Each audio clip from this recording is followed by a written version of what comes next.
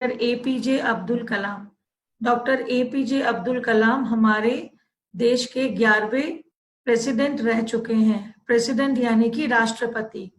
तो ये कविता उनकी माँ को समर्पित है। अब हम कुछ बातें डॉक्टर एपीजे अब्दुल कलाम के विषय में जानने का प्रयास करते हैं। डॉक्टर एपीजे कलाम को हम मिसाइल मैन ऑफ इंडिया के नाम से भी जानते हैं और वो भारत के 11वें प्रेसिडेंट रहे हैं। वो रॉकेट साइंस में अपने कार्य के लिए अभी भी जाने जाते हैं। बहुत बढ़िया काम उन्होंने किया और उनके मार्गदर्शन में भारत बहुत आगे भी बढ़ा इस क्षेत्र में। कवि और लेखक के रूप में उन्होंने बच्चों को बहुत इंस्पायर या प्रेरित भी किया है, स्पेशली चिल्ड्रन। और कुछ उनके फेमस वर्क्स या काम जैसे इग्नाइटेड माइंड्स, फिर wings of fire and turning points, ये बुक्स आप बिल्कुल पढ़ें। इनकी माँ का नाम था आशियामा जैनब लुब्दिन। आशियामा जैनब लुब्दिन जो उनकी माँ थी, उन्हीं को उन्होंने समर्पित कर ये कविता लिखी थी। डॉक्टर एपीजे अब्दुल कलाम पैदा हुए थे और बड़े हुए थे रामेश्वरम शहर में, जो दक्षिण भारत में है। और जैसे यहाँ देवघर हमारा तीर्थ यात्रियों का शहर है, बाबा धाम में, रामेश्वरम भी हर साल बहुत तीर्थ यात्री जाते हैं पूजा करने। And was very closely bonded with his family. उनका परिवार के साथ में बहुत नजदीक एक बंधन था, बहुत मानते थे परिवार को। और स्पेशली हिज मदर, अपनी माँ को, who lived 93 years, 93 साल तक उनकी माँ जिंदा रही और वो अपनी माँ को बहुत ज्यादा मानते थे। डॉक्टर अब्दुल कलाम रामेश्वरम में जन्मे और पले बड़े थे और अपने परिवार, विशेषकर उनकी माँ के साथ बहुत ही घनिष्ठता से जुड़े हुए थे। इस तस्वीर में दिखाने का प्रयास किया गया है, ये काल्पनिक तस्वीर है, कैसे कलाम बचपन में अपनी माँ की गोद में सोए हुए हैं। Hailing from a very poor family, एक बहुत ही गरीब परिवार से आने की वजह से, his mother made many sacrifices, माँ ने बहुत बलिदान दिए, टू रेज द चिल्ड्रन, बच्चों को बड़ा करने के लिए। Hence Kalam has written poems depicting his mother's pains at many times. इस वजह से कलाम सर ने अपनी माँ के दर्द को दर्शाते हुए बहुत सारी कविताएं लिखी हैं। अब इसी का हिंदी अनुवाद है कि गरीबी के कारण कलाम साहब की माँ ने बच्चों की परवरिश करने के लिए कई बलिदान दिए। बलिदान सैक्रिफाइस का हिंदी हुआ। अब आप प्लीज नोट भी करते जाए। इसलिए कलाम ने कई बार अपनी माँ की पीड़ा यानी दर्द, पेन दर्शाते हुए ऐसी कविताएं लिखी हैं, पोएम्स लिखी हैं। ये जो पोएम है, ये पोएम में specially in this particular poem, यानी इस विशेष कविता में, ही रिमेम्बर्स हिज मदर, वो अपनी माँ को याद करते हैं, on a moonlit night.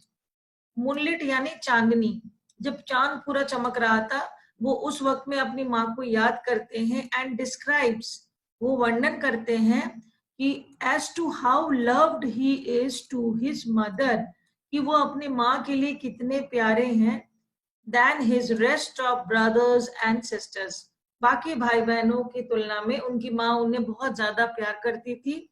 Who N V him, जो उनसे जलते भी थे या उनसे जलन होती थी। क्यों?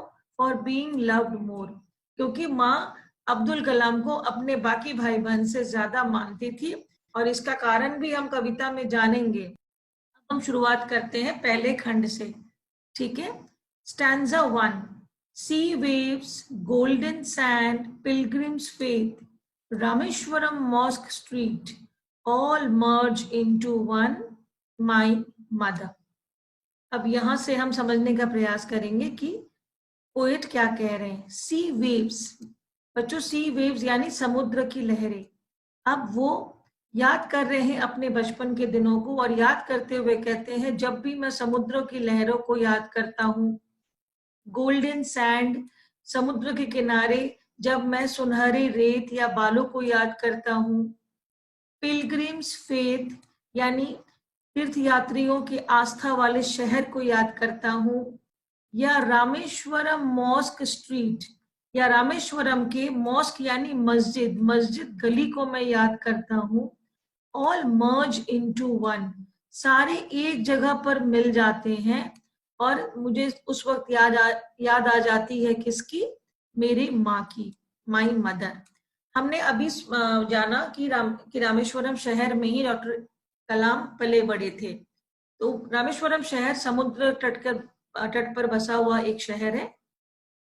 वो याद कर रहे हैं कि मैं जब भी अपने बचपन के बारे में सोचता हूँ, समुद्र के बारे में या वहां के बालू के बारे में जो सुनहरा लगता है धूप के वजह से, या वहां के जो तीर्थ यात्री आते थे उनके बारे में, या वहां जो मस्जिद गली थी उसके बारे में, सारी ख्याल एक में आके मिल जाती हैं। और वो कौन है, माई मदर। ठीक है, इनके मीनिंग्स भी आप लोग ध्यान में रखिएगा। गोल्डन सैंड यानी सुनहरा रेत, सुनहरा बालू। सी वेव्स यानी समुद्र की लहरें। पिलग्रिम यानी तीर्थ यात्री। फेथ यानी आस्था। और मॉस्क यानी मस्जिद। अब हम जाते हैं दूसरी दो लाइंस में। Stanza 2, you come to me like heavens caring arms. वो अपनी माँ को याद करके कहते हैं कि जिस तरह से स्वर्ग अपने हाथ को बढ़ाता है, या भगवान देवता अपने हाथ बढ़ाते हैं, वैसे ही माँ तुम्हारी बाहें मुझे याद है। ऐसा लगता है कि बिल्कुल देवता या देवी के ये आलिंगन में मैं चला गया हूँ। I remember the war days, मुझे वो दिन याद है जब युद्ध चल रहे थे। उस वक्त में देश में युद्ध चल रहा था। When life was challenge and toil, जिंदगी बहुत चुनौती से भरी हुई थी और बहुत कठिन परिश्रम करना पड़ता था उन्हें। अब किस तरह के परिश्रम कलाम करती थी ये आप सुने और आप इनसे प्रेरणा ले कि कितना ये मेहनत करते थे बचपन से ही। माइल्स टू वॉक, मीलों चलते थे। आवर्स बिफोर सनराइज, सूर्योदय से भी पहले, सूरज उगने से पहले ही वो चलना शुरू करते थे। क्यों भाई, कहाँ जाते थे? Walking to take lessons from the saintly teacher near the temple. वो सबसे पहले बिल्कुल सूर्योदय से पहले मीलों का सफर तय करके जाते थे मंदिर, रामेश्वरम मंदिर के पास। वहां जो उनके पुरोहित थे, सेंटली टीचर पुरोहित थे, जो उनके शिक्षक भी थे, उनसे पाठ पढ़ने, यानी संस्कृत, हिंदी या जो भी भाषा की पाठ उन्हें पढ़नी होती थी, वो सुबह सुबह उनके पास चले जाते थे, उनकी पढ़ाई न छूटे। अब स्टैंजा 3, अब सुबह सूर्योदय से पहले वो मंदिर गए। Again miles to the Arab teaching school, अब वो जाते थे दूसरे विषयों की पढ़ाई करने, अरब सीखने। अरबी भाषा उस वक्त वहां सिखाया जाता था, उस भाषा को सीखने वो स्कूल जाते थे। Climb sandy hills to railway station road, अब अलग अलग रास्ते वो याद कर रहे हैं। एक तो मस्जिद गली है, एक है रेलवे स्टेशन जाने का रास्ता, जहां की वो बालू के टीलों को पार करते थे, बिकॉज बालू का पहाड़ बन जाता है समुद्र किनारे, उसे किसी भी तरह से पार करते हुए वो रेलवे स्टेशन रोड पर निकलते थे। वहां उन्हें क्या करना था? Collect distribute newspapers to temple city citizens. पहले रेलवे स्टेशन पे जो उन्हें अखबार मिलते थे ट्रेन से, उसे पहले जमा करते थे और फिर उसे बांटने निकलते थे रामेश्वरम के शहर में।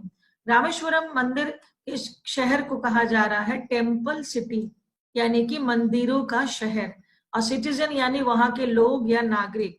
तो वो रामेश्वरम शहर में वहां अरब स्कूल से आने के बाद में वो चले जाते थे अखबार बेचने, यानी कि उन्हें पैसों की जरूरत थी, घर चलाना था, तो वो इस तरह से अपने घर के लिए खर्चा निकालते थे। फ्यू आवर्स आफ्टर सनराइज, अब इतने काम के बाद में सूर्योदय हो चुका होता है और कुछ घंटे होने के बाद अब वो जाते थे अपने मुख्य स्कूल, गोइंग टू स्कूल। जिस तरह से आप लोग जाते हो वैसे ही वो अपने स्कूल जाते थे। एंड इवनिंग, फिर शाम में, business time before study at night, शाम में वो बाकी जो काम धंधा वो पकड़ लेते थे, कहीं कुछ मरम्मती का, कहीं किसी की मदद करने का, ताकि उन्हें कुछ पैसे मिल जाए, वो सारे काम भी करते थे रात में पढ़ने के पहले, चाहे उन्हें लैंप पोस्ट के नीचे पढ़ना पड़े या घर के अंदर, वो सब चीज करते थे। And all this pain of a young boy, इतनी तकलीफ या दर्द में इतना छोटा बालक रहता था, लेकिन वो सारी चीजों को उतने ही तन्मयता से करते थे। और इसलिए शायद उनकी माँ उन्हें इतना मानती भी थी, क्योंकि छोटा बच्चा अपना काम भी कर रहा है और पढ़ाई भी कर रहा है, और आगे चलकर वो देश के राष्ट्रपति बने, तो उन्होंने पढ़ाई भी कितने अच्छे से की होगी, ये हमें समझ में आ रहा होगा। Stanza 5, my mother you transformed into pious strength. अब कलाम अपनी माँ से कहते हैं कि माँ, तुमने अपने भक्ति के ताकत से, भक्ति की शक्ति से मुझे बदल दिया। मेरे में इतनी जो बदलाव आई, एक छोटा बच्चा इतना कुछ समझदार जो बना, ये कहीं ना कहीं माँ तुम्हारी देन है। अब उनकी माँ मुस्लिम थी, उनके प्रार्थना में 5 बार दिन में नमाज हम पढ़ते हैं। तो विथ नीलिंग, नीलिंग यानी अपने घुटनों के बल बैठना, एंड बाउइंग यानी कि झुक जाना सामने भगवान को याद करना, अल्लाह को याद करना 5 बार, 5 टाइम्स। किसके लिए? For the grace of the almighty only my mother. आखिर अल्लाह को याद करते हुए उनके ही सामने हम झुकते थे 5 बार, और वो भक्ति तुम्हारी, किस तरह से तुम अल्लाह को याद करती थी और उनके साथ कलाम भी करते थे, ये भक्ति ही उनकी शक्ति बन गई। उन्हें ताकत मिलती थी अपने जिंदगी के तमाम चुनौतियों का सामना करने के लिए। तो बच्चों, यहाँ ट्रांसफॉर्म्ड यानी बदलाव, पायस यानी बहुत ही नेक दिल या बहुत ही भक्तिमय, स्ट्रेंथ यानी ताकत, नीलिंग यानी घुटने के बल आना, बाउइंग यानी कि उठकर अपने शरीर को सामने झुकाना, या जैसे बैठकर इनकी माँ अभी बाव की हुई है, झुकी हुई है, और 5 टाइम्स ये नमाज 5 बार जो अदा होती है उसके बारे में जिक्र है। अब आ जाते हैं अगली स्टैंजा पे। Your strong पाइटी is your children strength. वो कहते हैं माँ, तुम्हारी ये जो दूसरों के प्रति दया भाव है, भक्ति है, ये तुम्हारे सारे बच्चों की ताकत बनी। You always shared your best with whoever needed the most. तुम अपना सबसे अच्छा जो भी होता था तुम्हारे पास मौजूद, क्योंकि वो बहुत गरीब थे, फिर भी वो कहते हैं माँ, तुम्हारे पास जो भी सबसे सर्वश्रेष्ठ रहता था, बेस्ट रहता था, वो तुम उनके साथ बांटती थी जिन्हें इसकी सबसे ज्यादा जरूरत थी।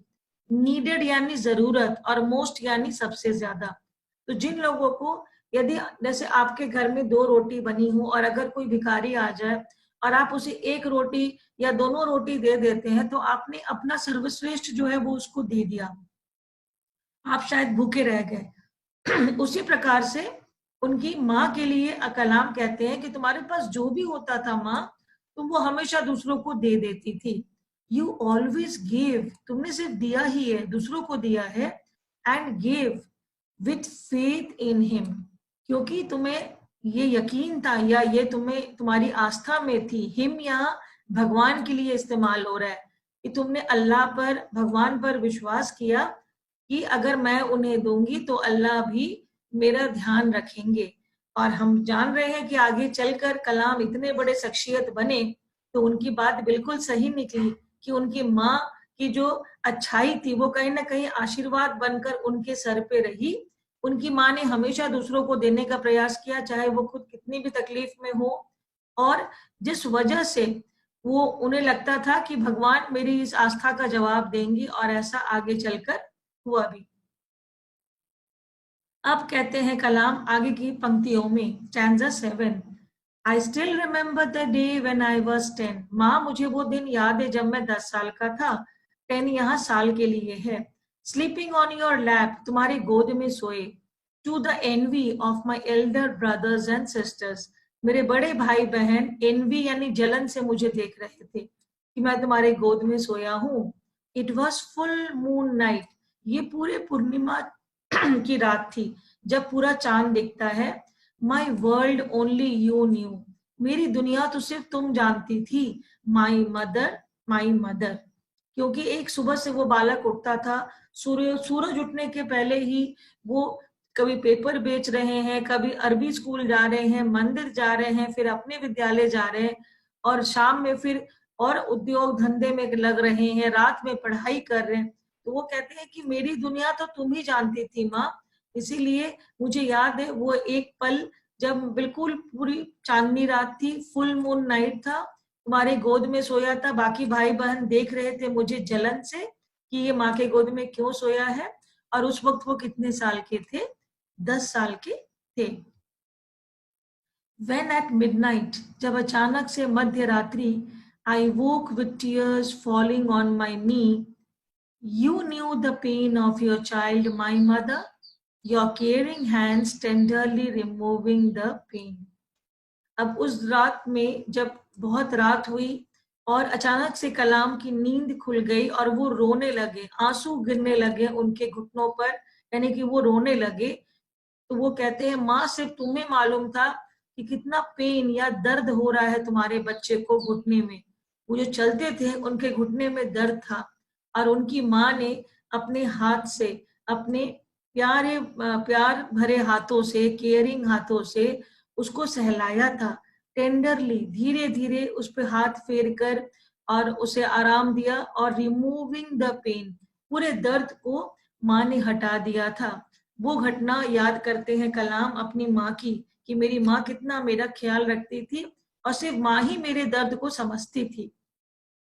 तो अंत में वो कहते हैं योर लव, माँ तुम्हारा जो प्रेम है, योर केयर, तुम जो मेरा ख्याल रखती थी, योर फेथ, तुम्हारा विश्वास या आस्था, गेव मी स्ट्रेंथ, मुझे ताकत देता था। तो हमेशा तुम्हें लगता था कि हमारे अच्छे दिन आएंगे या अगर हम भला करेंगे तो हमारा भला होगा। ये सारी चीजें उन्हें ताकत देती थी। किस चीज के लिए? टू फेस द वर्ल्ड, कि दुनिया को मैं सामना कर सकूं विदाउट फियर, बिना किसी डर के, एंड विथ हिज स्ट्रेंथ। जहां भी एच में अक्षर बड़ा हो बच्चों, तो आप जाने कि ये भगवान के लिए सर्वनाम का इस्तेमाल हो रहा है। भगवान, अल्लाह, हम जिस नाम से भी उन्हें पुकार ले, तो वो कह रहे हैं कि तुमने हमें दुनिया का सामना करने के लिए सिखाया माँ, बिना किसी डर के, और भगवान ने ताकत दिया। We will meet again. अब उनकी माँ नहीं है, जब ये कविता लिखी गई थी उस वक्त उनकी माँ नहीं है, उनका स्वर्गवास हो गया। तो वो कहते माँ लेकिन हम मिलेंगे on the great judgment day. बच्चों, जजमेंट डे यानी प्रलय का दिन, या हम कहते हैं इंसान का आखिरी दिन, जब उसकी मृत्यु होती है। तो कलाम कहते हैं कि माँ एक दिन जब मेरी मृत्यु होगी, और सही में जब कलाम जी हमारे बीच से गुजर गए तो शायद वो उनकी माँ से ही उनका मिलन हो गया होगा, तो उस दिन मैं तुमसे जरूर मिलूंगा मेरी माँ।